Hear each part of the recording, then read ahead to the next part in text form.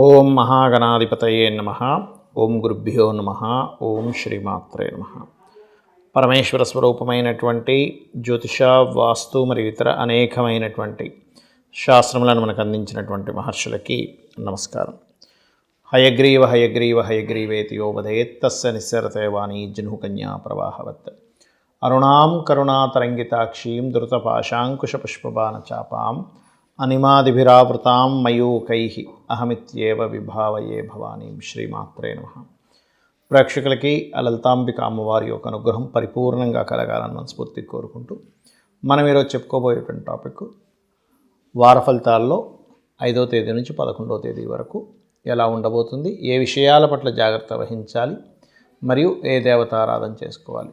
అయితే ఈ విషయాలు చెప్తుంది నేనైనప్పటికీ కూడా చెప్పేసిన సాక్షాత్ లలిత అమ్మవారిగా భావిస్తూ అసలు గ్రహాలు ఎలా ఉన్నాయో చూసుకుందాం. వృషభంలో వక్రించిన గురువు, కర్కాటకంలో వక్రించిన కుజుడు, కేతు కన్యారాశిలోని, ధనస్సుల రవిబుధులు, శుక్రుడు, చంద్రుడు, శని కలిసి ఉన్నారు. చంద్రుడు కూడా ఇక్కడ ఉన్నాడు. ఈ యొక్క చంద్రుడు ఈ వారం రోజుల పాటు మనకి గురువు వరకు చేరుకోవడం జరుగుతుంది. కుంభ, మీన, మేష, వృషభ రాశుల్లో.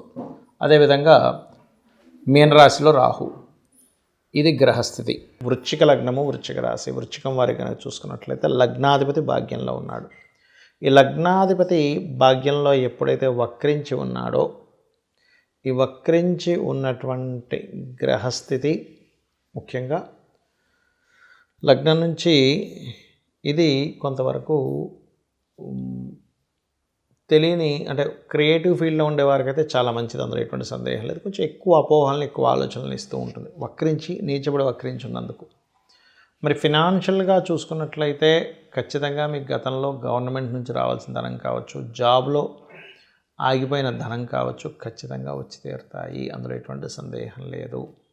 అలాగే 3వ స్థానం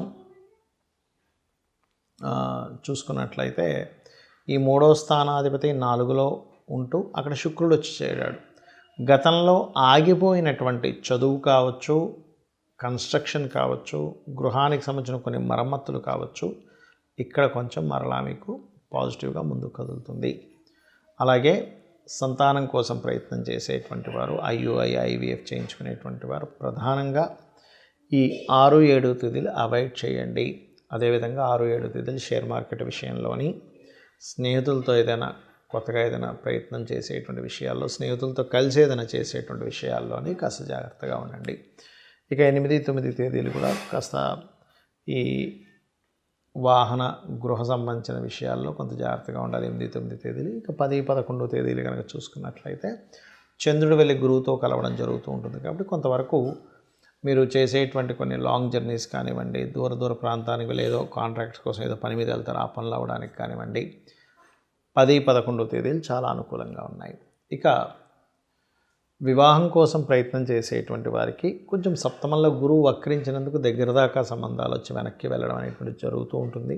కాకపోతే ఇక్కడ ఈ జీవిత భాగస్వామికి గవర్నమెంట్ జాబ్స్ కోసం ప్రయత్నం చేసేటువంటివి రావడము, ఈ సమయంలో మీరు వెతుక్కునేటువంటి సంబంధాలన్నీ కాస్త రెప్యుటేటెడ్ ఫ్యామిలీ, మంచి ఫ్యామిలీ నుంచే రావడం అనేటువంటిది జరుగుతూ ఉంటుంది. అలాగే లాభంలో కేతు ఎప్పుడైతే ఉన్నాడో, ఇది సాఫ్ట్వేర్ రంగాల్లో ఉండేటువంటి వారికి సంబంధించినటువంటి వ్యాపారాలు, సాఫ్ట్వేర్ రిలేటెడ్ సంబంధించిన వ్యాపారాల్లో ఉండేటువంటి వారికి ఖచ్చితంగా ఇప్పుడున్నటువంటి గ్రహస్థితి అనుకూలత ఉంది. ముఖ్యంగా ధనస్థానంలో రవి, బుధులు ఇద్దరు ఉండడం అనేటువంటిది మంచిది. అదే ముఖ్యంగా వ్యాపారస్తులకి, మెడికల్ రంగాల్లో ఉండేటువంటి వారికి, ఆరోగ్య సూత్రాలకు సంబంధించిన కన్సల్టెన్సీస్ ఇచ్చేటువంటి వారికి, గవర్నమెంట్ కాంట్రాక్ట్స్ చేసేటువంటి వారికి ఇది మంచి ఫలితమే. కాకపోతే మీరు నిత్యము దుర్గాదేవి యొక్క ఆరాధన, దత్తాత్రేయుడి యొక్క ఆరాధన చేయండి, అన్ని విధాలా బాగుంటుంది. చాలామంది నన్ను అడుగుతున్నటువంటి ప్రశ్న ఏమిటి అంటే, జాతక చక్రంలో ఎలా ఉందో సేమ్ యాజ్ ఇట్ ఈజ్ అలాగే కలుగుతుందా, మనం ఏదైనా మార్చుకోవచ్చా అనేటువంటి చాలామంది నన్ను అడుగుతున్నటువంటి క్వశ్చన్ ఇది.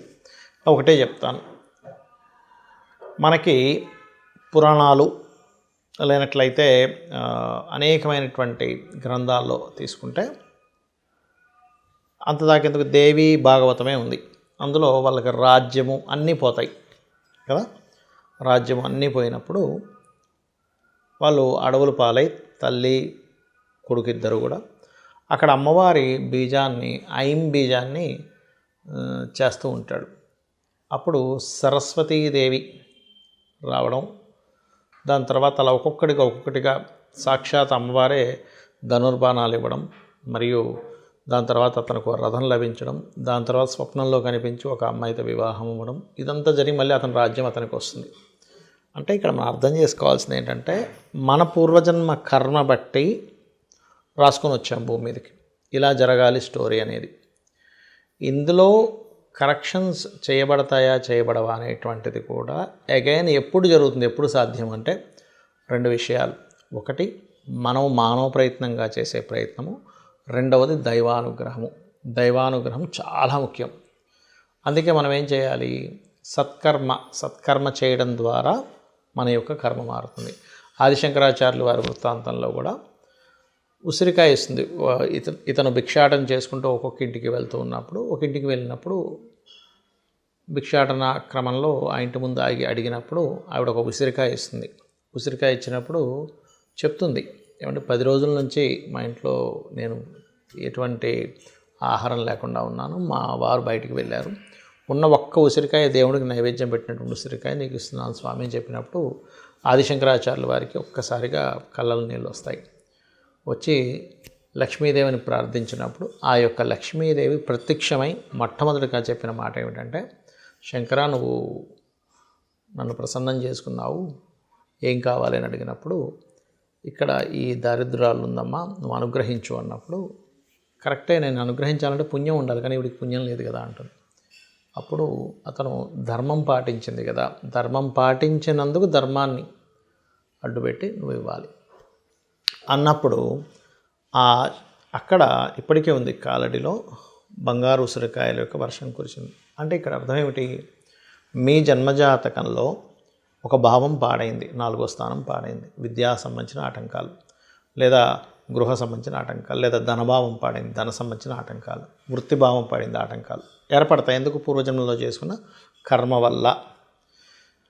కానీ అది ఎవరు, చాలామంది నన్ను అడుగుతున్నటువంటి ప్రశ్న ఏమిటి అంటే, జాతక చక్రంలో ఎలా ఉందో సేమ్ యాజ్ ఇట్ ఈజ్ అలాగే కలుగుతుందా, మనం ఏదైనా మార్చుకోవచ్చా అనేటువంటి చాలామంది నన్ను అడుగుతున్నటువంటి క్వశ్చన్ ఇది.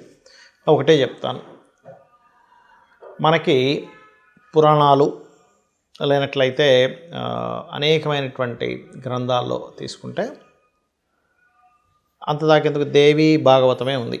అందులో వాళ్ళకి రాజ్యము అన్నీ పోతాయి కదా, రాజ్యం అన్నీ పోయినప్పుడు వాళ్ళు అడవులు పాలై తల్లి కొడుకు ఇద్దరు కూడా అక్కడ అమ్మవారి బీజాన్ని, ఐం బీజాన్ని చేస్తూ ఉంటాడు.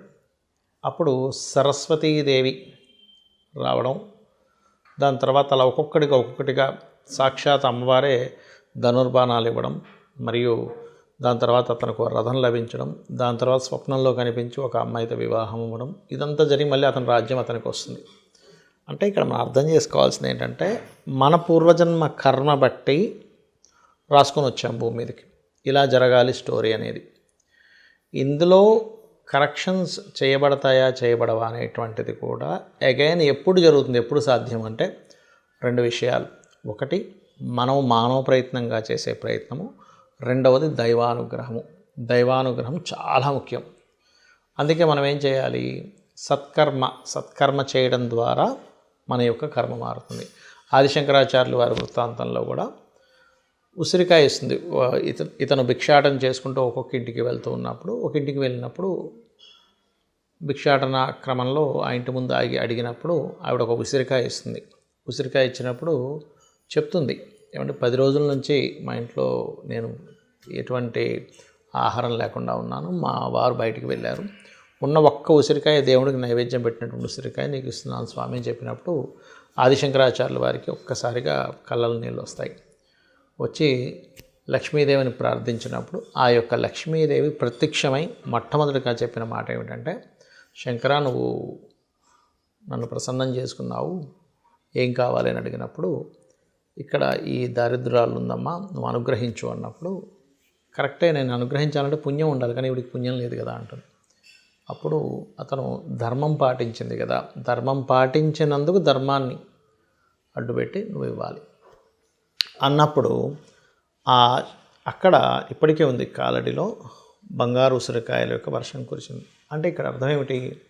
మీ జన్మజాతకంలో ఒక భావం పాడైంది, 4వ స్థానం పాడైంది, విద్యా సంబంధించిన ఆటంకాలు, లేదా గృహ సంబంధించిన ఆటంకాలు, లేదా ధనభావం పాడైంది, ధన సంబంధించిన ఆటంకాలు, వృత్తిభావం పడింది, ఆటంకాలు ఏర్పడతాయి. ఎందుకు? పూర్వజన్మలో చేసుకున్న కర్మ వల్ల. కానీ అది ఎవరు అక్కడ ఏ కర్మ చేయడం వల్ల ఆ యొక్క ఇబ్బంది పడుతున్నామో తెలుసుకొని దానికి సంబంధించినటువంటి మంత్రము, లేకపోతే ఒక దానము, లేనట్లయితే కూర్చొని పెద్దగా ఏమి మనం లక్షలు వేలు ఖర్చు పెట్టాల్సిన అవసరం ఉండదు. గుర్తుపెట్టుకోండి, రెమెడీ అంటే చాలా సింపుల్గా, ఓకే నాకు పలానా గ్రహం వల్ల ఇబ్బంది అవుతుంది, ఆ గ్రహం దగ్గరికి వెళ్ళి దీపం పెట్టడం, చక్కగా ఆ గ్రహానికి సంబంధించిన అధిష్టాన దేవత ఎవరో తెలుసుకొని ఆరాధన చేయడం, లేకపోతే ఆ గ్రహ సంబంధించిన మంత్రం చదువుకోవడం, మన ప్రయత్నం మనం చేయడం చేసినట్లయితే 100% మీకు మారే యోగం ఉంటుంది. అయితే ఇందులో కూడా మారాలని ప్రయత్నం చేయాలని కూడా జాతక చక్రంలో ఉంటుంది. మారే ప్రయత్నం చేయని జాతకాలు కొన్ని ఉంటాయి, వాళ్ళు అలాగే బ్రతుకుతూ ఉంటారు. నేను విన్ అవ్వకూడదు, నేనేం చేయాలి, నేను ఎట్లా ఆలోచించాలి అనేటువంటి ఆలోచన కలిగిన వాళ్ళకే దైవానుగ్రహం కూడా ఉంటుంది. అందుకే గాయత్రి మంత్రం రోజు పొద్దున్నే ప్రచోదయాత్ అని చెప్పి చదువుతూ ఉంటాం. ఎందుకు? నా యొక్క బుద్ధి వికసించుగాక అనేటువంటిది. కాబట్టి చక్రంలో ఎప్పుడు కూడా ఏ గ్రహం పాడైందో దానికి సంబంధించిన రెమెడీ చేసుకోవడం ద్వారా మీరు బయటపడవచ్చు, అందులో ఎటువంటి సందేహం లేదు. అది కూడా చిన్న మంత్రం చేత. అందరికీ కూడా ఇవాళ రేపు ఫైనాన్షియల్ ప్రాబ్లమ్సే ఉన్నాయి కాబట్టి ఒకటి అప్పులు ఉన్నటువంటి వారు ఓం అపర్ణాయే నమః అనే మంత్రము, ఫైనాన్షియల్ ప్రాబ్లమ్స్ ఉండేటువంటి వారు ఓం సంపత్కరీ సమారూఢ సింధుర వ్రజ సేవితాయేన అనేటువంటి మంత్రాన్ని చేయండి. అన్ని విధాలా బాగుంటుంది. శ్రీమాత్రే నమః.